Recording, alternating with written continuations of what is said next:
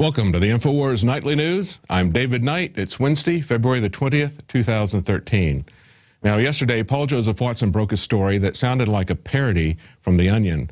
It's about a company making targets of pregnant women, elderly, and even children at the behest of law enforcement. Today, we've got a couple of updates on that. We've got a reaction from a retired police officer.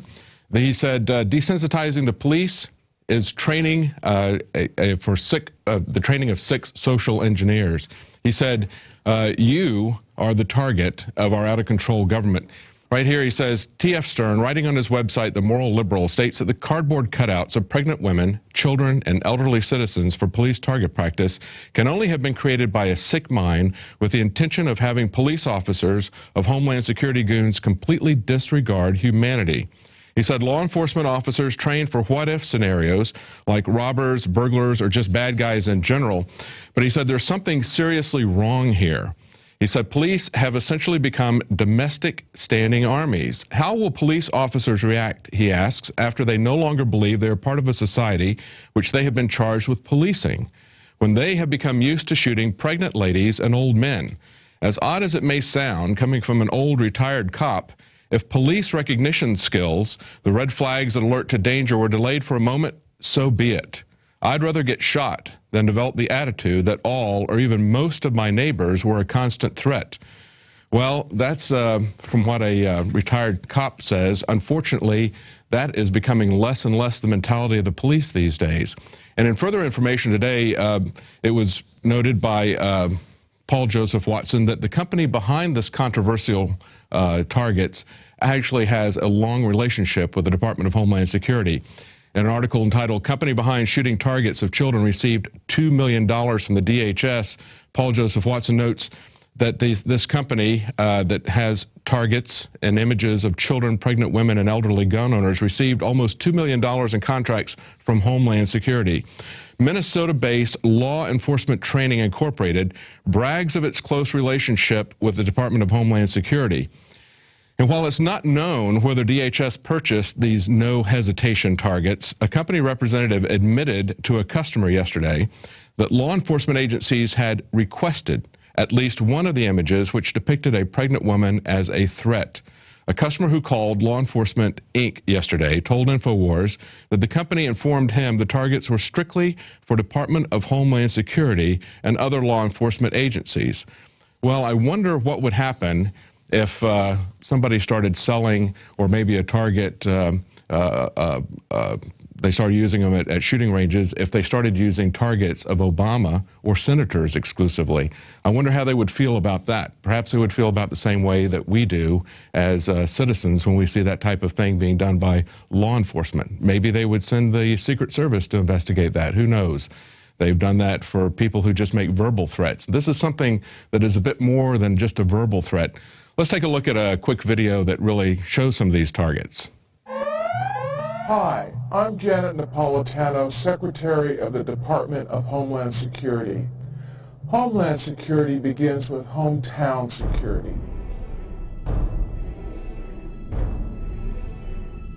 It seems apparent that our citizens are staying off the streets, which may make scoring particularly difficult, even with this year's rule changes. To recap those revisions, women are still worth 10 points more than men in all age brackets, but teenagers now rack up 40 points, and toddlers under 12 now rate a big 70 points. The big score, anyone, any sex, over 75 years old, has been upped to 100 points. As always, how fast you move determines how long you live.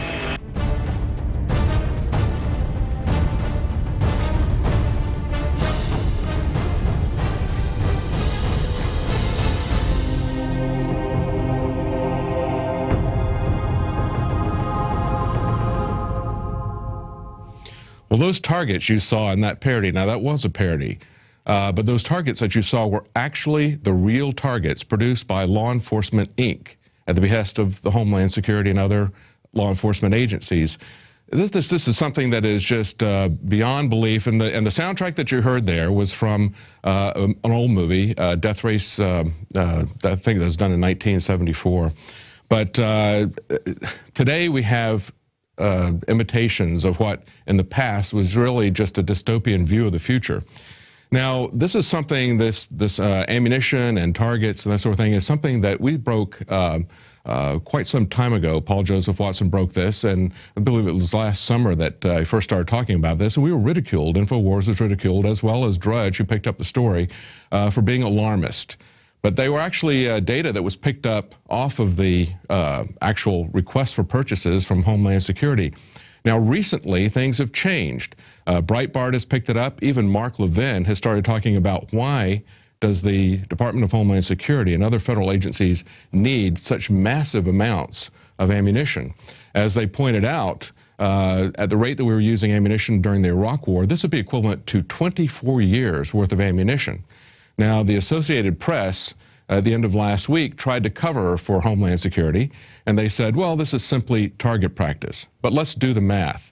They're talking about 90 different federal agencies, 70,000 agents that are using this for target practice, and they said that works out to about 15 million rounds a year. Well, that's true, and that's not an excessive number. That's only about 200 per agent. We have to ask, though, do we really need 90,000 agents who are trained to shoot? And isn't this something like scores of agents who are harassing our people and eating out their substance? Do we need another Declaration of Independence? But take a look at that number, the 15 million. What hasn't been reported is that is about, if they were to buy that and buy ammunition for those people, and that was the gist of the AP story, was that they were buying ammunition and doing it in bulk so they could save money. But how much bulk do they need to get? At 15 million rounds a year, which is what the AP said they were using, that would be 133 years worth of target practice. 133 years. Do they really need to buy 133 years worth of ammunition for target practice in order to save a little bit of money? It's ridiculous. No, actually, it looks like the target is really you. And as we see with these targets that have come out, it looks like the American public is the target. And it looks like, even beyond that, they're buying massive amounts of ammunition in order to dry up the supply of ammunition for the American public. Now, if you remember at the beginning of the Obama administration, right after he took office, they stopped selling. They issued an order for the Department of Defense to stop selling once-used brass into the civilian market. And that was going to affect in a large way the price and the availability of ammunition. Now, we had two senators who kicked back against that. Senator Baucus and John Tester kicked back against that. But now it comes to light that as recently as December 2012, this policy that had been reversed after the senators protested it, this policy is now still in effect. We have Fort Drum in New York, the actual Army garrison, is now recycling their brass in a different way. They're spending money to crush it into raw materials and selling those raw materials at a much reduced rate to China. They could sell the brass to the American market as once-used brass and make a lot more money, but instead they're crushing this and selling it just as surplus brass to the Chinese market. This is, we have an article here where someone has written to, it's a site called congress.org, and encourages people to get involved and write their congressman. And what we just had on the screen there was someone's letter talking about the history of what happened with this recycled military brass and asking their congressman, as well as Obama, to abide by the law. Now we have here, it's Public Law 111-118, which goes back to December of 2009. And we have on the document cam here, if we can pull it up, that law says in section 8019, it says that to demilitarize or destroy small arms ammunition or ammunition components that are not otherwise prohibited from commercial sale under federal law unless the small arms ammunition or ammunition components are certified by the Secretary of the Army or designee as unserviceable or unsafe for further use. So it says that they will not destroy that, but they will sell it unless it has been designated as being unsafe for further use. So these once fired brass shells should be, according to this public law that was put in December 2009 in reaction to the Obama administration declaring that the Department of Defense was no longer going to sell small arms ammunition. They passed this law. Now we find in the 2012 document, if you can get a shot of this, this is from Fort Drum in New York, and this is their plans for integrated solid waste plan management. And we see here that in section 7.4.4, right down here, okay, brass from expended munitions. It says brass from expended ammunition or munitions is recycled. Expended munitions must be free of any explosive hazard or residue and be crushed, shredded, or otherwise destroyed prior to public sale. At Fort Drum, brass from expended ammunition is processed through a brass deformer machine located at the transfer station, and the deformed brass is purchased by a scrap metal vendor. So that's what they're currently doing with it now, in violation of the previous acts that said in 2009 that they would continue to sell this small arms ammunition into the civilian market. They also say on this document that within the fenced area is another small building where brass from expended ammunition is deformed and stored for resale. So this is in violation of the law that was passed back in 2009, but we see 3 years later they're still doing this in spite of the fact that ammunition is at an all-time high in terms of scarcity and price. It's very scarce and the price is very high, and the military could be making a lot of money in helping the civilian market to get the price of the ammunition down as well. But that's not what they want to do. Now, an economic article from Reuters questions whether or not the Iran economy is far from collapse as sanctions tighten. They said a year after U.S. sanctions largely froze Iran out of the global banking system, shops in the Iranian capital are crowded. Finding a seat at good restaurants can be difficult, and ski resorts in the mountains north of Tehran continue to attract Tehran's glamorous and well-heeled. They go on to say that the IMF estimated in October that Iran would post a general state budget deficit of 3.9% of gross domestic product this year, easily bearable for a government with a gross debt of only 9% of GDP. And so that causes us to ask exactly how does the Iranian economy compare with some of these benchmarks to the United States economy? How are the sanctions affecting them, and how are they coping with it? Let's take a look at this graph here. And you can see in this graph that in the Iranian economy, even though they have a budget deficit, it's of about 9%, it is twice that the U.S. deficit is twice what their budget deficit is, and our debt to GDP ratio is 6 times what Iran's is. And so that brings up a question. Is our government trying harder to destroy our economy than it is trying to destroy Iran's economy? And whether or not it is incompetence or whether or not it's deliberate. And we can certainly question that as we see what they're doing with ammunition, we see what they're doing with targets of the American public. The question is whether it's incompetence or whether it's deliberate. Our economy and the government's actions by most economic measurements is doing worse than that of Iran. Well, our quote for the day is from Thomas Jefferson, and he says, "My reading of history convinces me that most bad government results from too much government." I wonder if Thomas Jefferson would think that 90 federal agencies with 70,000 armed agents is too much government. And he might also say that's a government that looks like it's Breaking Bad. Well, we'll be right back after this break. We've got an interview with Alex Jones, and he's going to be talking about Operation Paul Revere. Now, if you don't know, that's a $115,000 cash contest prize and also an online virtual film festival. And Alex is going to give those of you who want to participate some insights into what we're looking for, and the rest of you tell you why we're going to be doing this. It's a very important film contest, we believe, for liberty. And that'll be coming up right after the break.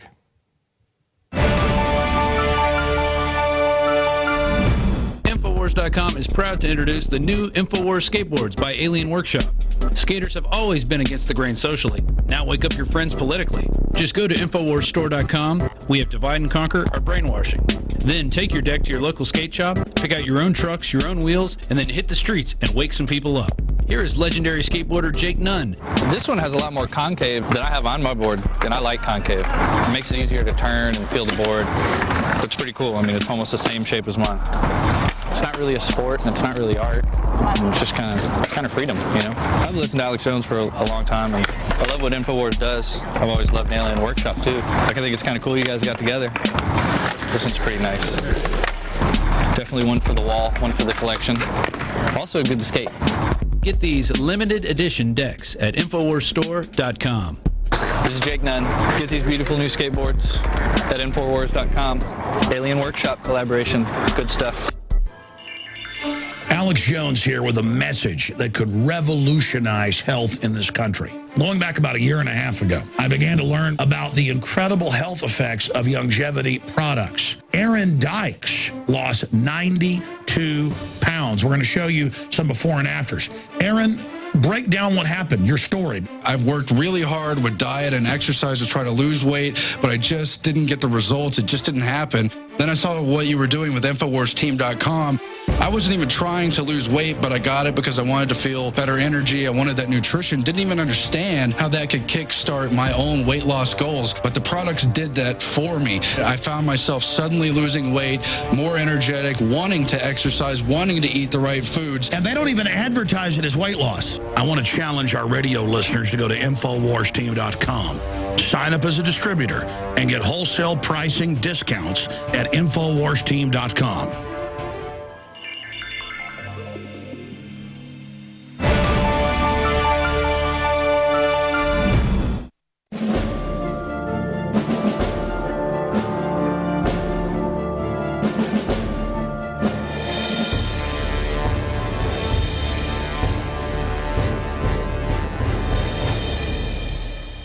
Operation Paul Revere, the largest film contest out there right now. $115,000 in cash prizes, as well as an opportunity to get before a huge audience. If you're a film professional, this is your chance to get to hundreds of thousands of people on just our YouTube channel. Right now, I've got with us Alex Jones. Alex, tell us a little bit about what you're trying to do with this film contest. Well, David, about a month ago we launched this, and it's got a small window of 3 months because tyranny's taken over this country. And whatever your idea of liberty is out there, we want you to make a short film, or it could even be a long film. The rules are at Infowars.com/contest to resist this tyranny. That's why we're calling it Operation Paul Revere. And you could be what you call a liberal, a conservative, a constitutionalist, a libertarian. It could be a 3-minute piece. It could be a 2-hour piece. It could be fiction, nonfiction, drama, a musical. We want to just encourage that dynamic human spirit to get involved and to go out there and warn and awaken people to become politically involved themselves. So we're trying to initiate brush fires in the minds of men and women out there in the animating contest for liberty, to get them to cause a chain reaction, to get other people to do it as well. And the goal is get hundreds and hundreds of great pieces out there, great art, great research, to get people thinking, and then to have 3 winners, $100,000 for first place, $10,000 for second, $5,000 for third. But then out of that group of winners and runners-up, we can then communicate with people and hire a crew to make 2 or 3 different films a year, and to actually finance it and then try to put it in theaters and things like that. We're out there crowdsourcing. Just like about a year ago, we had a contest for reporters. Exactly. And you were one of the runners-up. You didn't win. Jakari Jackson won for the male reporter, and then there was a female reporter winner. But we hired 5 reporters out of that, even though there were only 2 reporters. And that was for, what was it, a $5,000 prize? Right. For each person. This is a $100,000 prize. I've had more than 20 contests. We had one that was Charlie Sheen contest we did where it was $15,000. We're taking the capital that I've accrued as a syndicated radio talk show host and filmmaker and really trying to expend it on really getting aggressive, because the tyrants have gotten so aggressive. And there's 2 months for people to put their film out. And regardless, we're going to be featuring excerpts of it here on the Nightly News that reaches hundreds of thousands a week. We're going to be featuring excerpts on the radio show /TV. It's also television that reaches 3 million a day. We reach total about 15 million people conservatively a week, one way or another. And we've reached, I don't know, it's over 300 million on just one of our YouTube channels alone. We can show some of the viewers, just the Alex Jones channel. Some of my films have been seen over 40 million times free online, like the Obama deception, tens of millions of times with the other films. So I want to say, hey, I've got this platform. You can enter, and you know you're standing up against corruption, so you win that way. You got a chance to win $100,000, and then you've also got a chance, whether you win or not, to then talk to us about your other ideas and then our ideas, and creating, I think, really 3 film teams in the next year, working with our crew to deploy that. So I'm kind of like, fire all your guns at once and explode into space. Right. I think that's a rock and roll song. Right. But the point is that we're born to be free, not just born to be wild. And that, of course, means free. And so this is Operation Paul Revere. You are the Paul Revere of the 21st century. That's kind of a rant, but there's 2 months left. And we're getting a lot of great contacts, a lot of great early entries. But I just want the amazing filmmakers out there to know that we're going to take 2 months to judge this, and 2 months to play clips on air and get viewer feedback as well. But I'm the final judge. My crew's going to give me their take as well, and these are real contests. Well, one of the key things is you're looking for new original content. You want to see what people can produce, and not only in a short period of time, but you want to see original content as well. Yeah, walk through that key, because we've had so many. What was happening, David and I, last week and yesterday, we're sitting around talking about, yeah, a lot of good stuff coming in, but a lot of old stuff. People aren't reading the rules. Right. You know, this is, what can you make? It's new, and it's proving that, because I could say we're looking for filmmakers to work for us in new films. Established filmmakers usually have their own projects. And I probably could work. And we're open to some of that too. I mean, we're going to, you know, if they want to enter, you know, for the cash prize, it has to be new content. New content. But for as far as the other stuff, as far as adding crew for you talk about your concerns and your ideas. Film has a lot of power to change minds. I mean, you've talked many times about how in Jaws they got people afraid of sharks, you know, irrationally afraid of sharks.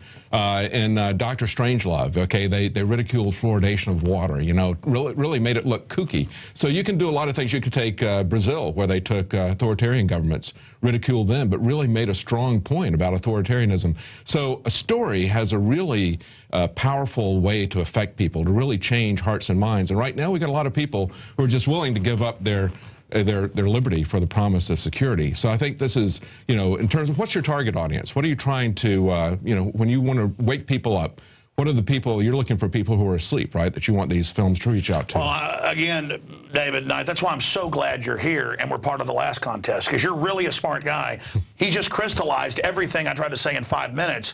This is a big deal. We've got the bad guys, the big corporations, the globalists, out there financing all this tyranny, all this garbage, all this pro-war, anti-liberty, anti-family garbage, pro-drone, pro-surveillance state, pro-GMO.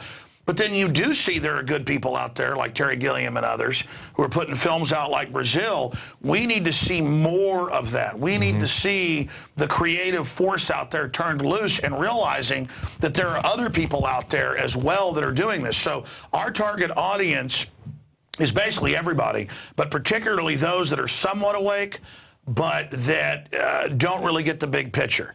And so really, my target audience is trying to get people to creatively realize they have power and that there is an information war going on and that people need to get involved. Really, it's, I'm a Paul Revere, you're a Paul Revere. We're trying to get other Paul Reveres to take action, to trigger other Paul Reveres, to have a societal shift to the fact that the authoritarians are really taking over and we're in great danger.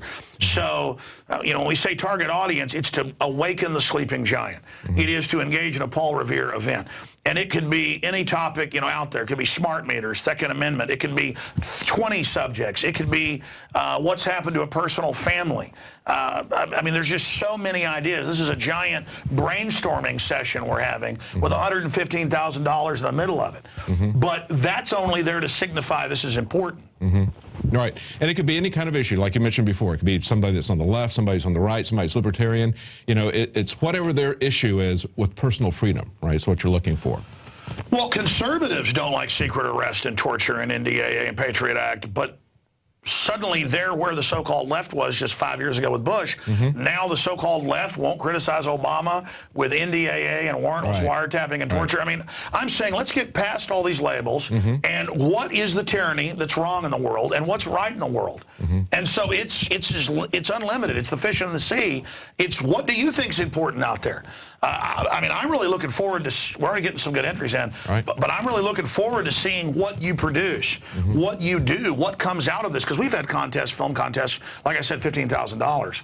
Was the second place $5,000, I think third place $1,000. And I mean, there were actors I've seen on TV and stuff that got involved. So this is a big deal, and I've already been in a couple of good-sized Hollywood movies just because Richard Linklater called and invited me to be in them.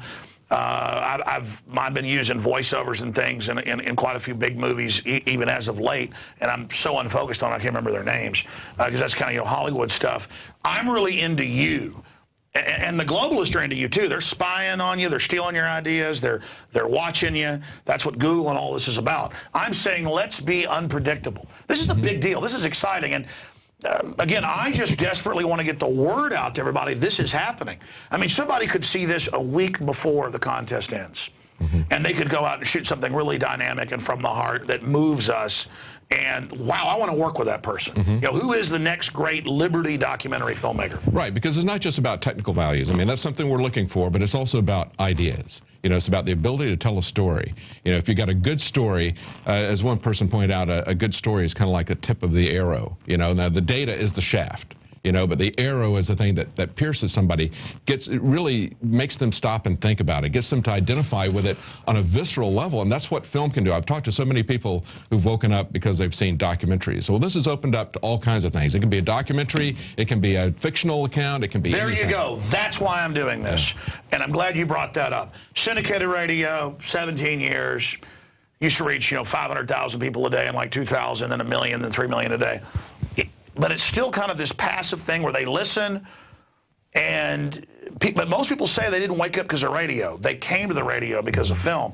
It's my films that 9 out of 10 people say similarly connected with them and woke them up. It's the video reports, it's the mini films, and that's what I want to do. Out of the winners, I want to produce maybe 2 for us, where you spend a few $100,000 making them, then $100,000 or so promoting them, sending people to film festivals. Maybe one will go film festival route, one will go the route of just right into theaters, and then some other teams on a smaller budget who will, come and work with us and make short films every month. I mean, I'm somebody who isn't going to buy a private jet like Rush Limbaugh, which is fine with his money, and fly around in a private jet. And I'm not somebody that's just going to buy 15 Rolexes. Okay, and I don't make anything near Rush Limbaugh. It makes like $50 million a year or something, or Glenn Beck $80 million a year. I mean, I make a fraction of that, but I'm trying to take most of that money and trying to make more money so I can, I mean, you're here, you see the building and what's going on. I mean, this is the best initiative I can think of. And it's incredibly worthy of your time and energy. So even if you're not a filmmaker and you're watching this, go to the filmmaker message boards. You've got the real people power. Go to the IMDb chats, go to that and tell people, hey, there's this liberty, contest, and it's about whatever your idea of liberty is. In fact, that could be the films. What is your idea of freedom? What is your idea of tyranny? So we're not just looking for somebody who's a great cinematographer, videographer. I mean, that's great too if you can show that. I've seen people say, I sure wish I'd gone to film school and could enter this. I never went to film school. Yeah, a lot of it, like I said, viewed filmmakers uncelebrated in the world. That's not a power trip. I mean, I just make these, bare knuckles things, stating my view and showing it. And one of the most viewed in the world. But I don't have the establishment singing my praises, and I don't give a damn. I'm sorry. Go ahead. Well, exactly. That's the thing is, it doesn't have to be a work of art, but it's got to be compelling content. And that's what you produce, is compelling content. And that's what somebody can do just with the power of being able to tell a story. And it could be something very short. You've got this anywhere from 3 minutes to 2 hours. So it can be something like a trailer. It can be a quick example story. It's the essence. It's the spirit. Exactly. Going through some of these other things, any genre. You had product placement was one of the things that you had in there. Tell us a little bit about what you had. Well, yeah. I mean, to get our $115,000 back, because my goal as a free market person, not a crony free market monopolist, monopolist, but as someone who wants to turn the power of the people loose, we need to try to get our $115,000 back in the $10,000 or so we're spending to promote it, and I think it's more than that, and some of the things we're doing. So I guess we have to get about $130,000 back or so on this. And so we need traffic to Infowars.com. We need traffic to PrisonPlanet.com. And so we need somehow in the pieces to promote the websites, because that can get us some ad revenue, the radio show. You know, is Alex Jones on in the background? You see the website like a TV piece. Is just somebody have a conversation about, yeah, I checked out, you know, Infowars.com or AlexJones.com, or maybe it's something David Knight does, or Jakari Jackson, or Melissa Melton, or Rob Dew, or Paul Watson. Something in the narrative so that something comes back to us, because I've always learned if I don't try to get something back on something, then people say, why don't you just give your films away for free? Well, we do. I mean, we put everything up on YouTube and other places, but we have to get some money to build our infrastructure to have contests and things like this. Right. Yeah, there's one film that was at South by Southwest a couple of years ago, and you can watch it on Netflix now. It's a Spanish language film, and you were in that. You didn't even know that you were in that, but it's basically what they'd use as one of your documentaries in the background. And it's like a film about a pandemic, and there's a couple, the main couple, they don't really understand what's going on. It's kind of like Shaun of the Dead or something. They don't really understand what's going on, and they've got a neighbor who's a prepper, and he knows everything that's going on. And so he keeps showing this guy this video, or playing the video in the background. You can hear your voice. They don't show you, so it's not really the kind of product placement that we're talking about, but in a sense it is. If he had shown you, you know, and made it clear that was where it was coming from, because it kind of provides a background and the context for everything that this prepper did that kind of gets these guys. Sure, exactly. This doesn't have to be like the Doritos thing where it's all about Doritos, it's so good, MSG, rot your brain. It doesn't need to be like that. It just somehow needs to push people as a mechanism of not just here's the tyranny, but by the way, here's a platform fighting it. And so it can be subtle. I mean, if something's really powerful and it's subtle, they might win. Right. I mean, I'm not looking for infomercial, Infowars.com, Alex Jones. Right. I mean, obviously, it needs a bug, at least at the end, that, you know, this is part of the Infowars.com film festival. And there's a slate at the beginning, and those are in the rules requirements there at Infowars.com. Yeah, so there's the product placement right there. Right, right. And again, this is Liberty placement. Right. So it's coming up. Deadline is April 30th. People have got about 2.5 months now. I'm just super excited about this, and I'm super excited about the winners, but playing clips on the show. Oh, your point about the film festival. Explain that to people. That's the most important. Well, you know, that's one of the things people are looking for, audiences, right? And the Cannes Film Festival, they got a couple 100,000 people go to that, but that's one of the biggest ones. Most of these film festivals, you're only going to have about 10, 15,000 people there. Not all of them are going to see your film. With this, you've got 417,000 people just on your one YouTube channel. And that's just the subscribers. Right. So, I mean, one of the things that's really key for filmmakers is they want an audience. They want people to see their work, and this is a great chance for people to see what they can do. It's kind of like an online virtual film festival. And I hadn't thought of that, but I mean, that's exactly what it is, a giant online virtual film festival where the public, a radio show, a giant YouTube channel, they see your work, we debate it, we talk about it, you got a chance to win $115,000. Filmmakers, they want to make films. If they want to make films, you want to make films. You want to make a lot of films every year. So this is a chance, like I said, to get their work out in front of people, make some money, have a good chance of making some big prize money, and have a chance to do a lot of film work. I mean, that's, you know, what could be better than that? Close out here, because I want you to be able to make your points and your impassioned plea to folks with the logic, not just my points, because there's quite a few of them there. Go ahead and recap things, and thanks for having me on the show. Well, I think, you know, we talked about the power of Hollywood to change things, and the fact that you've got movies like The Dark Knight can be used to condition people to be irrationally afraid of something like going to a football game without being patted and scanned down by the TSA. You know, you present that image, and that sticks in people's hearts, sticks in their minds.